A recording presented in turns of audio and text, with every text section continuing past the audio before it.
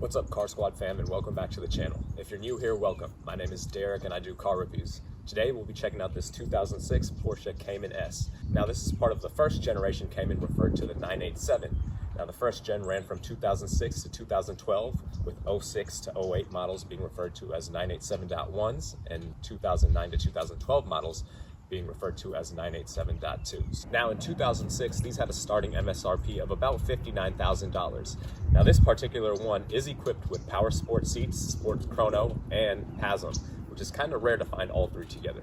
So today I'll give you a tour around the exterior and interior of the vehicle, then I'll put you in the driver's seat for a point of view drive, and then finally I'll wrap it up by giving you my thoughts on the vehicle. And one other thing, I am located out here in the Northern California Bay Area, so if you've got a vehicle that I can review, please shoot me an email at the address listed here. Thanks. Now this vehicle is a rear mid-engine vehicle and the engine sits right here. Accessing it takes some time as you have to remove panels, loosen bolts to be able to pry this open. However, you do have this pocket which opens up, allowing you to fill oil and coolant. Now this being a 987.1 Cayman S, you got the 3.4 liter flat six motor which produced 295 horsepower and 251 pound-feet of torque. Those numbers were up from the base Cayman, which had a 2.7 liter producing 242 horsepower and 201 pound-feet of torque. Now 0 to 60 time on the Cayman S was 4.9 seconds. It had a fuel economy rating of about 19 in the city and 27 on the highway, which isn't bad for a fun performance car. Now in 2009, when the 987.2 was introduced, not only was power upgraded, but you also got a limited slip differential as an option. Now as far as storage space goes back here, it's actually quite practical. You've got a decent amount of room. You've got this larger compartment down here, which is covered once the trunk is closed. And then you've got this compartment up top, which is exposed through the glass when the trunk lid is down.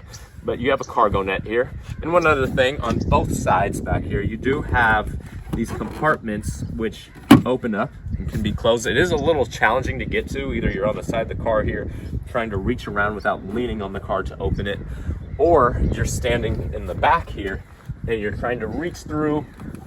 I've got long arms, so it's doable.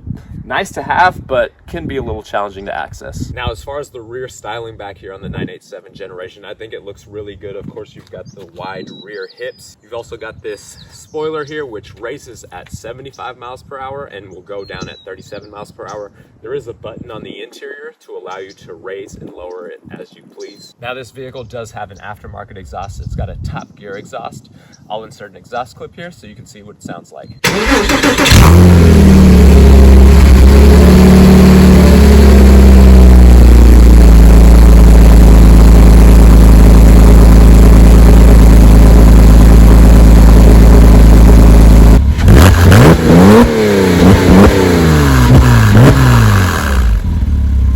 Now, before we move into the interior of the vehicle, I did want to point out one thing here, the styling with this rear view side mirror. You can see there's this hole on the inside here. And when I was driving the vehicle with the windows down, I did notice a slight whistling sound. It wasn't really bad, but it was there. And I think it might be because of that. I even put my fingers out the window and kind of tried to block this temporarily, and I did notice a reduction in the noise. So now moving into the driver's seat of the 987.1 Cayman S. Before we get to the driver's seat itself, just a few things with the door panel here. You do have this soft lid here that opens up, revealing a small storage space. This lid covering here is much softer to the touch than the lid that was on the 996 I reviewed. You also have 3 memory seating options. So not only will it adjust the seat back to the driver's setting, but it will also adjust both side view mirrors. To adjust those side view mirrors, you do have your controls up top here, and then down below by that door handle, you do have your left and right window controls. Now, as I mentioned, this vehicle does have power sport seats, and all your controls to adjust are down here. And I'm able to find a fairly comfortable driving position. I'm 6'1", I've got very good headroom.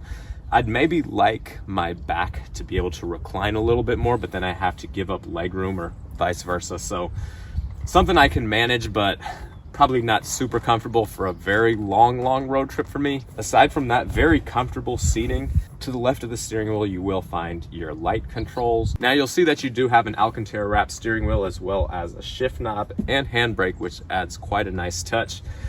Very simple layout here, no complicated buttons on the steering wheel.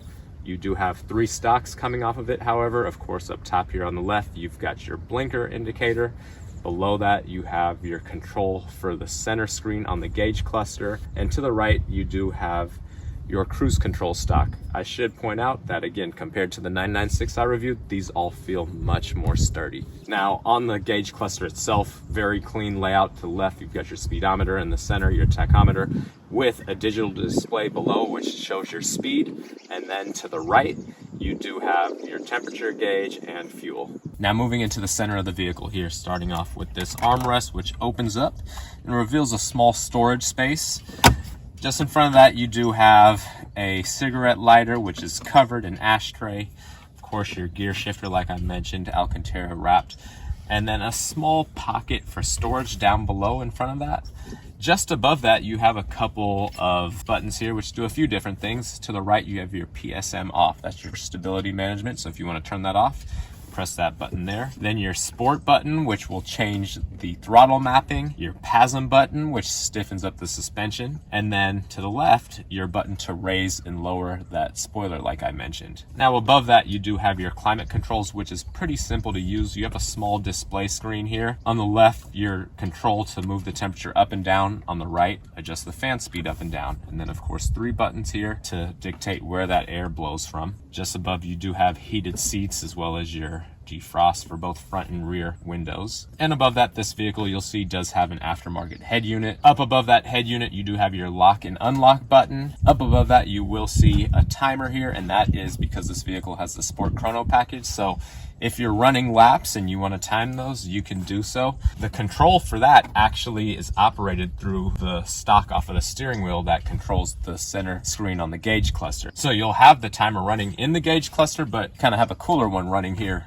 in the center of the vehicle. Now, just in front of the passenger seat here, above that glove box, you do have cup holders that pop out. You have 2 cup holders here. Now, I don't know about positioning of these being the greatest. It might be a little flimsy if you put a heavier bottle in there, but if you do have a drink here, it might not be the best idea to have it dripping over where all your electronic controls are at. Now, up above, you won't find a sunglass holder, but you do have 3 buttons here if you need memory settings for garage doors. Your sun visors do flip down and out, but they do not slide, and they are quite small, as you see. Well, that wraps up the tour of the exterior and interior of the vehicle. Now I'll put you in the driver's seat for a point of view drive.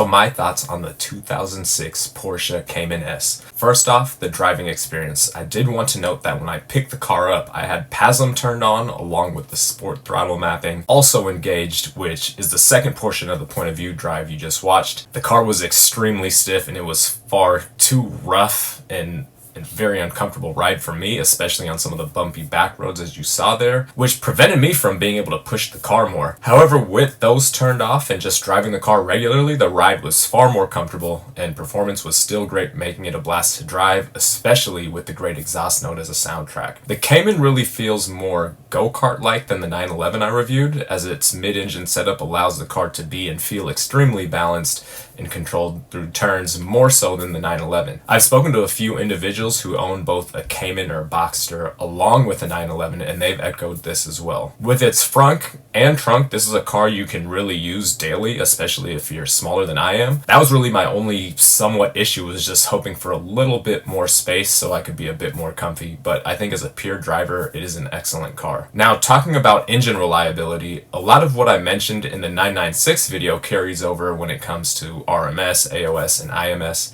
The IMS bearing in the Cayman, however, is non-serviceable, but again, I think proper maintenance intervals along with proper use of the vehicle, like warming it up properly before going beyond 4,200 RPMs, plus making sure the car gets out on proper drives and allowed to go through spirited driving the way they're intended to be used, can help minimize risk. Bore scoring seems to be more of a concern with these than some of the other things I just mentioned. This car has always been a warm weather car, which helps in addition to the proper use of the car I just spoke about. Now, when it comes to price on these, they can vary from high teens to low 20s for high mileage examples, especially if they don't have the manual transmission. And they can go into the mid 20s to high 30s and even higher from some sales I've seen if they're a 987.2 with all the right options. Now, this car is a 987.1 with about 68,000 miles, and it has the added options of PASM, Sport Chrono, and power adjustable sports seats. Plus, I forgot to mention it does have a numeric short shifter and cables. It's been very well maintained and kept, as you can see. Mechanically, it seems to be solid. The clutch was replaced 2,000 miles ago, and the exterior and interior are in great shape. For me, thinking that you can find a solid, well-kept Cayman S like this for somewhere in the 30-ish range or so made me look up what 30,000 gets you in a brand new car today. A new Nissan Rogue,